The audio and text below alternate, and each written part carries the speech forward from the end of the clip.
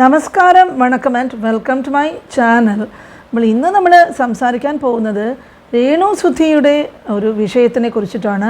ഇപ്പോൾ കുറച്ച് ദിവസങ്ങൾക്ക് മുമ്പ് ഇതിനെക്കുറിച്ചിട്ട് നമ്മളൊരു വീഡിയോ ചെയ്തിരുന്നു. അതായത് എല്ലാവർക്കും അറിയാമല്ലോ, രേണു സുധിക്ക് ഒരു അച്ഛൻ, പള്ളിയിൽ അച്ഛൻ വന്നിട്ട് ഒരു വീട് വെച്ച് കൊടുത്ത സംഭവവും അതിനോടനുബന്ധിച്ചിട്ട് സോഷ്യൽ മീഡിയയിൽ കുറച്ചധികം വാർത്തകളൊക്കെ വന്നിരുന്നു. അപ്പോൾ അദ്ദേഹം വസ്തു കൊടുക്കാൻ കാണിച്ചത് വലിയ മനസ്സ് തന്നെയാണ്, അതിൽ ഒരു തർക്കവുമില്ല. അന്ന് അദ്ദേഹത്തിൻ്റെ വോയിസ് റെക്കോർഡൊക്കെ വന്നിരുന്നു. അതിൽ വസ്തു കൊടുത്തതിൽ അദ്ദേഹത്തിന് എന്തോ വിഷമമുള്ളതുപോലെയും അത് കൊടുക്കണ്ടായിരുന്നു എന്നൊരു അഭിപ്രായം ഉള്ളതുപോലെയും ഒക്കെ പറഞ്ഞായിരുന്നു വാർത്തകളൊക്കെ അന്ന് വന്നിരുന്നത്. പക്ഷേ അടുത്തിടെ മെയിൻ സ്ട്രീം 1 എന്ന ചാനലിൽ അദ്ദേഹത്തിൻ്റെ ഒരു വീഡിയോ കാണാനായിട്ട് ഇടയായി. അതിൽ കുറേ കാര്യങ്ങൾ, അച്ഛൻ്റെ ഒരു വിശദീകരണം അടങ്ങുന്നൊരു വീഡിയോ ഒക്കെ കാണാനിടയായി. അപ്പോൾ അച്ഛനെയും രേണുവിനെയും ചേർത്ത് കുറേ സോഷ്യൽ മീഡിയക്കാർ എന്തോ ചോദ്യമൊക്കെ ചോദിച്ചുവെന്നും അതെന്താണെന്നുള്ളത് അച്ഛൻ കൃത്യമായിട്ട് പറയുന്നില്ല. അപ്പോൾ അതിനെതിരെ അച്ഛൻ കേസിന് പോകുന്നുണ്ട്. പക്ഷേ അവർ വന്ന് മാപ്പ് പറഞ്ഞാൽ അച്ഛൻ അത് വിട്ട് കളയുമെന്നും ഒക്കെയാണ് പറയുന്നത്. കഴിഞ്ഞ ദിവസങ്ങളിൽ വന്ന യൂട്യൂബിൻ്റെ വീഡിയോയാണെങ്കിലും കാണുമ്പോൾ എല്ലാവരും ധരിച്ചിരുന്നത് ബിഷപ്പും ഈ ഒരു പ്ലോട്ട് കൊടുത്തതിനെ തുടർന്ന് മനോവിഷമത്തിലാണ്. അത് എന്തുകൊണ്ടാണെന്ന് വെച്ചാൽ രേണു സുധിക്ക് നൽകിയത് കൊണ്ടാണ്. രേണു സുധിയുടെ പ്രവർത്തികളോട് ഒരു യോജിപ്പില്ലാത്തതുകൊണ്ടാണ്. ഒരിക്കലും രേണു സുധി എന്ന് പറയുന്ന ഒരു പെൺകുട്ടിക്ക് ഞാൻ സ്ഥലം കൊടുത്തിട്ടില്ല. ഞാൻ കൊടുത്തിരിക്കുന്നത് രേണു സുധിയുടെയും കൊല്ലം സുധിയുടെയും 2 മക്കൾക്ക് 7 സെൻറ്റ് സ്ഥലമാണ് ഞാൻ കൊടുത്തിരിക്കുന്നത്. കുഞ്ഞുങ്ങളുടെ പേരിലാണ്. അത് 24 ചാനലിലും ഞാനും കൂടെ ചേർന്ന് ബഹുമാനപ്പെട്ട ശ്രീകണ്ഠൻ നായർ സാറുടെ ആവശ്യം ബഹുമാനത്തോടെ കൈക്കൊണ്ട് 24 ചാനലാണ് ആ വസ്തു എഴുതാനായിട്ടുള്ള ആധാരത്തിൻ്റെ പേയ്മെൻറ്റ്, മുദ്രപത്രമൊക്കെ വാങ്ങിയതൊക്കെ 24 ചാനലുകാരാണ്. അത് ഞാൻ ഈ ധർണത്തിൽ പറഞ്ഞേ പറ്റത്തുള്ളൂ. അവരതിനകത്ത് പണം മുടക്കി വസ്തു വാങ്ങിക്കൊടുത്തു. KHDC എന്ന് പറയുന്ന ഒരു സംഘടന അനവധി പേരുടെ സപ്പോർട്ടോടുകൂടി KHDC എന്ന് പറയുന്ന ഒരു സംഘടന, ഫിറോസ് എന്ന് പറയുന്ന ഒരു വ്യക്തി നേതൃത്വമെടുത്ത് ഇവർക്ക് മനോഹരമായ ഒരു വീട് അവിടെ പണിത് കൊടുത്തു. അവർ സന്തോഷത്തോടെ അവിടെ താമസിച്ചു. ഇത്തരത്തിലൊരു ചോദ്യങ്ങൾ ഉയർന്നിട്ടുണ്ടാണ്. ആ ഒരു ചോദ്യം കേട്ടപ്പോൾ എപ്പോഴെങ്കിലും തോന്നിയോ ഇനിയില്ല, ഇനി ഒരു സഹായം ചെയ്യില്ല എന്നൊക്കെ? ആ ചോദ്യങ്ങൾ ഉയർന്നു വന്ന സമയത്ത് ആ ചോദ്യം ചോദിച്ച ചോദ്യകർത്താവിനെ കണ്ടുപിടിക്കുവാനായിട്ട് ഒരു ഏജൻസിയുമായിട്ട് ഞാൻ ബന്ധപ്പെട്ടിരിക്കുന്നു. ആ ചോദ്യകർത്താവിനെ നിയമത്തിൻ്റെ മുൻപിലേക്ക് കൊണ്ടുവരണം. കാരണം കേരളത്തിൽ ഒരുപാട് പ്രയാസത്തിൽ കഴിയുന്ന ആൾക്കാരുണ്ട്. അവരെ സഹായിക്കുവാൻ മുന്നോട്ടിറങ്ങുന്ന ആൾക്കാരെ തീർച്ചയായും അദ്ദേഹം വളരെ നല്ലൊരു വ്യക്തിയാണ്. ഒരു നല്ല കാര്യം ചെയ്തതിൻ്റെ പേരിൽ അദ്ദേഹം എന്തെല്ലാം ഇതാണ് കേൾക്കേണ്ടി വരുന്നത്. ഒരുപാട് വിവാദങ്ങളിലൊക്കെ പെട്ടുപോവുകയും ചെയ്തു. അപ്പോൾ അദ്ദേഹം USA നിന്നും തിരിച്ചു വന്നതാണ്. അർഹതപ്പെട്ടവരെ അദ്ദേഹം ഒരുപാട് സഹായിച്ചിട്ടുമുണ്ട്. അദ്ദേഹം ജാതിയോ മതമോ ഒന്നും നോക്കിയിട്ടല്ല ഈ സഹായങ്ങളൊക്കെ ചെയ്തു കൊടുത്തത്. അദ്ദേഹം ചെയ്തതിൽ ചില സഹായങ്ങൾ വന്നിട്ട് ഈ SNDPയുടെ അമ്പലത്തിന് അദ്ദേഹം ഭൂമിയൊക്കെ കൊടുത്തു. പിന്നെ ഒരു നഴ്സറി നടത്താനായിട്ട് വസ്തു കൊടുത്തു.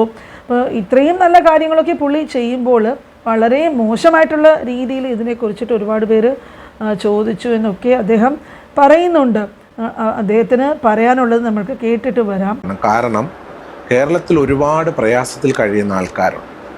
അവരെ സഹായിക്കുവാൻ മുന്നോട്ടിറങ്ങുന്ന ആൾക്കാരെ മനസ്സ് പതറിപ്പിക്കുന്ന, അവരെ സഹായം ചെയ്യിപ്പിക്കാതിരിക്കുവാൻ നോക്കുന്ന ചോദ്യങ്ങൾ തൊടുത്തു വിടുന്ന ചോദ്യശരങ്ങളെ നിർത്തുക എന്നുള്ളത് ഒരാവശ്യമായി ഞാൻ എൻ്റെ അഡ്വക്കേറ്റ്സുമായിട്ട് സംസാരിച്ചു. അപ്പോൾ അവരെ കണ്ടുപിടിച്ചിട്ട് അവരെ നിയമപരമായിട്ടൊരു മാനനഷ്ട കേസ് ഫയൽ ചെയ്യാൻ തന്നെയാണ് എൻ്റെ ആഗ്രഹം. അവരെ കണ്ടുപിടിക്കാനും അവരുമായിട്ട് നിയമപരമായിട്ട് മുൻപോട്ട് പോകുവാൻ തന്നെയാണ് എൻ്റെ ലീഗൽ അഡ്വൈസേഴ്സുമായിട്ട് സംസാരിച്ച ഒരു ധാരണയിലേക്ക് വന്നിരിക്കുന്നത്. രേണു സുധിക്കാണ് ഇദ്ദേഹം വസ്തു നൽകി എന്നതായിരുന്നു വാർത്ത. പക്ഷേ അത് യഥാർത്ഥത്തിൽ വസ്തു കൊടുത്തത് രേണുവിൻ്റെ മക്കൾക്കാണ്.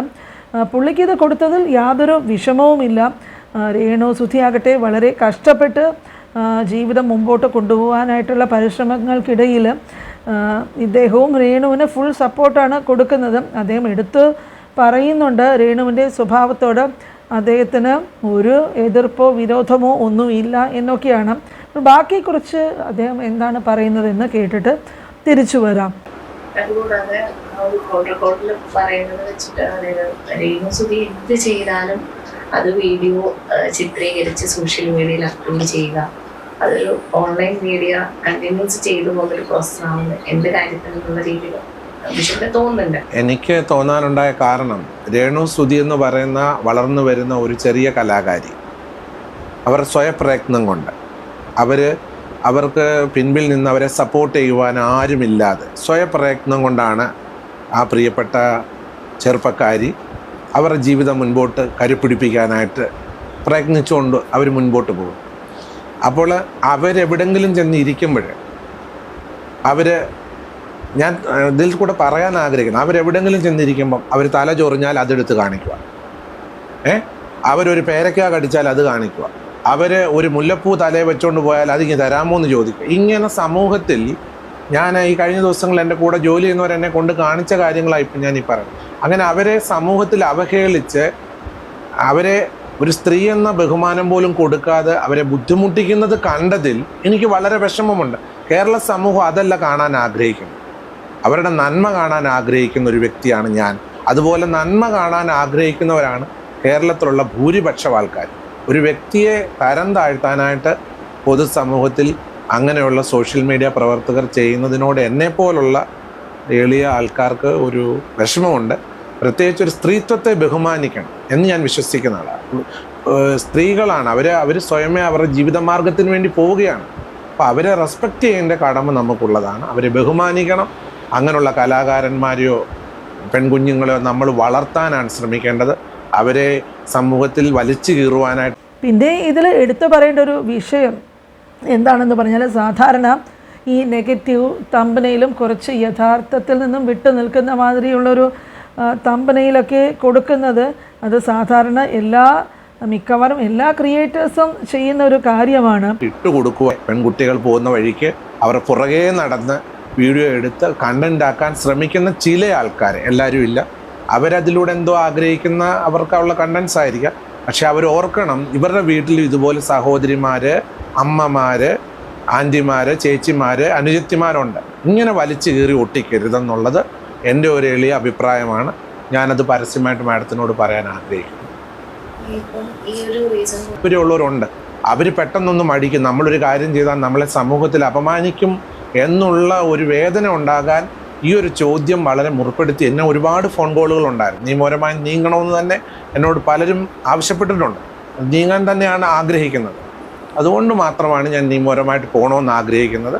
അതേസമയം ആ ചോദ്യം ചോദിച്ച ചോദ്യകർത്താവ് തീർത്തും എന്നെ നേരിൽ വന്ന് കണ്ട് അവർ പരസ്യമായി സംസാരിച്ച് ഒരു ധാരണയിലേക്ക് വന്നാൽ ഞാൻ ആ വ്യക്തികളോട് ക്ഷമിക്കാനും തയ്യാറാണ്. മറിച്ച് അവർ ഇനിയും ഇതുപോലുള്ള ചോദ്യങ്ങളുമായിട്ടാണ് മുൻപോട്ട് പോകുന്നതെങ്കിൽ നിശ്ചയമായിട്ടും ഞാൻ ക്രിമിനൽ കേസും അതുപോലെ മാനനഷ്ട കേസും അവർക്കെതിരെ ഫയൽ ചെയ്യാൻ തന്നെയാണ്. പൊതുവെ പറഞ്ഞാൽ ഈ തമ്പനയിൽ കണ്ടിട്ട് അതിൽ നിന്നൊരു തെറ്റിദ്ധാരണ വരാൻ പാടില്ല എന്നൊക്കെ പറയാമെങ്കിലും ഇതിനൊരു മറുവശമുണ്ട്. എന്തെന്നാൽ നമ്മുടെ വീഡിയോയിൽ എന്താണ് നമ്മൾ യഥാർത്ഥത്തിൽ സത്യസന്ധമായിട്ട് പറയുന്നത് എന്നുള്ളത് കൃത്യമായിട്ട് തന്നെ ആ രീതിയിൽ വരുന്ന തമ്പനയിലൊക്കെ ഇട്ടാൽ അത് കാണാനായിട്ട് ആരും വരാറില്ല, അതിന് വ്യൂസും കിട്ടില്ല. ഒരു കുഞ്ഞു പോലും ആ വീഡിയോ കാണില്ല, വളരെ വ്യൂസ് കുറവായിരിക്കും. പിന്നെ ആ ഒരു വീഡിയോ ചെയ്യാനായിട്ട് നമ്മൾ എന്തുമാത്രം കഷ്ടപ്പെടുന്നു, അതിൻ്റെ എഡിറ്റിംഗ് ഒക്കെ ചെയ്തു ഇതൊക്കെ അപ്ലോഡൊക്കെ ചെയ്തിട്ട് ഇങ്ങനെ കൃത്യമായിട്ടൊരു തമ്പനയിലും കൂടി ഇട്ട് കൊടുത്താൽ പിന്നെ ആ ചെയ്തതിന് തന്നെ ഒരു പ്രയോജനവും ഇല്ല, ഒരു ഫലവും ഇല്ല എന്നുള്ളൊരു സ്ഥിതിയാണ് ഇന്ന് കണ്ടുവരുന്നത്.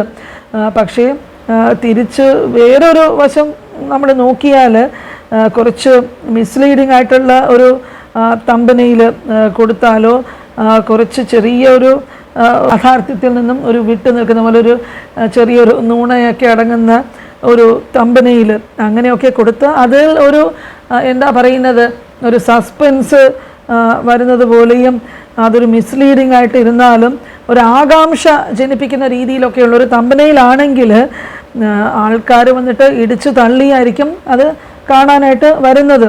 അപ്പോൾ അകത്ത് അത് കഴിഞ്ഞിട്ട് വളരെ നന്നായിട്ടുള്ള കണ്ടൻറ്റ് കൊടുക്കുക. പിന്നെ ചുരുക്കം പേര് മാത്രമേ വീഡിയോ മുഴുവനും കണ്ടിട്ട് സാധാരണ കമൻസ് ഒക്കെ ഇടാറുള്ളൂ. ഭൂരിഭാഗം ആളുകൾ എന്താ ചെയ്യുന്നതെന്ന് പറഞ്ഞാൽ ഇങ്ങനത്തെ മിസ്ലീഡിംഗ് ആയിട്ടുള്ള ആകാംക്ഷ ജനിപ്പിക്കുന്ന ഒക്കെ ആയിട്ടുള്ള തമ്പനയിൽ കണ്ടാൽ അവർ ഓടി വന്ന് വീഡിയോ തമ്പനയിൽ കാണും. പിന്നെ തമ്പനയിലിനെ അടിസ്ഥാനമാക്കിയിട്ടാണ് പലരും കമൻസൊക്കെ ഇടുന്നത്. അവർ വീഡിയോസ് ഒന്നും കാണാനായിട്ട് മുഴുവനും കാണാനായിട്ടോ അതിലെന്താണ് കൊടുത്തിട്ടുള്ളതൊന്നും കാണാൻ മെനക്കെടാറില്ല. കുറച്ച് ഭാഗങ്ങൾ ഏതാനും സെക്കൻഡൊക്കെ കണ്ടിട്ട് ഒരു കമൻറ്റ് ഇട്ടിട്ട് അവർ പോകും. പക്ഷേ വ്യൂസ് കുറേ ഇങ്ങനെ ഈ രീതിയിൽ വരുമെങ്കിലും അതിൽ നിന്നും വാച്ച് അവറോ വേറെ കാര്യങ്ങളോ അങ്ങനത്തെ കാര്യങ്ങളൊന്നും നടക്കില്ലെങ്കിലും കുറച്ച് പേര് വന്ന് ഒന്ന് കണ്ടിട്ടെങ്കിലും പോകും. പിന്നെ നമ്മൾക്ക് പറയാനുള്ളത് വേറെ ഏത് രീതിയിലാണ് നമ്മൾ നല്ല കഷ്ടപ്പെട്ടിട്ട് നന്നായിട്ട് അവതരിപ്പിച്ചാലും തമ്പനയിൽ കൃത്യമായിട്ടുണ്ടെങ്കിൽ അതിനൊരു വ്യൂസും വരില്ല. അത് അങ്ങനെ വ്യൂസ് വരാതെ ആ വീഡിയോ അങ്ങനെ പോകും. പിന്നെ അതുകൊണ്ടാണ് പലരും ഈ സസ്പെൻസും ചെറിയ മിസ്ലീഡിംഗ് ആയിട്ടൊക്കെ ഉള്ളൊരു തമ്പനയിലോ ടൈറ്റിലോ ഒക്കെ ഇടുന്നത്. അപ്പോൾ ധാരാളം പേര് വീഡിയോ വന്ന് കാണും. അപ്പോൾ ഇങ്ങനെ സംഭവിക്കുന്നത് ഒരുപാട് പരീക്ഷണങ്ങളൊക്കെ വഴി നമ്മൾക്ക് തന്നെ ഇതിങ്ങനെ നടക്കുന്നതെന്നുള്ളത് മനസ്സിലാകാറുണ്ട്. അതുകൊണ്ടാണ് പലരും തമ്പനയിൽ വഴിയെങ്കിലും ആ വീഡിയോയിലോട്ട് ഒന്ന് ആളിനെ കൊണ്ടുവരാനായിട്ട് ശ്രമിക്കുന്നത്. അപ്പോൾ ഈ പറഞ്ഞ പോലെ അച്ഛൻ്റെ കാര്യത്തിലും ഇതുപോലെയൊക്കെ ഒരുപാട് സംഭവിച്ചിട്ടുണ്ട്. ഒരുപാട് വിവാദങ്ങളിൽ അദ്ദേഹം പെട്ടിട്ടുണ്ട്. അപ്പോൾ അദ്ദേഹത്തിൻ്റെ ഭാഗം ഇവിടെ വ്യക്തമാക്കുന്നു. പക്ഷേ ചിലരെങ്കിലും പറയുന്നുണ്ട് അദ്ദേഹം ആദ്യം ഒരു വോയിസ് ക്ലിപ്പിംഗ് അദ്ദേഹത്തിൻ്റെ വന്നത് സത്യമാണെങ്കിൽ പിന്നീട് അദ്ദേഹം അഭിപ്രായം മാറ്റിയതാണോ എന്ന് ഇതിനും ആളുകൾ ഓരോന്ന് ചോദിക്കുന്നുണ്ട്. അപ്പോൾ എന്തായാലും ഇങ്ങനെ അച്ഛൻ്റെ ഒരു വിശദീകരണം അടങ്ങുന്ന ഒരു വീഡിയോ കണ്ടപ്പോഴേക്കും അതിനെക്കുറിച്ചിട്ടൊന്ന് ഷെയർ ചെയ്യണമെന്ന് തോന്നി. അപ്പോൾ ഇതുവരെയും ചാനൽ സബ്സ്ക്രൈബ് ചെയ്തിട്ടില്ലാത്ത കൂട്ടുകാരുണ്ടെങ്കിൽ ചാനൽ സബ്സ്ക്രൈബ് ചെയ്യുക.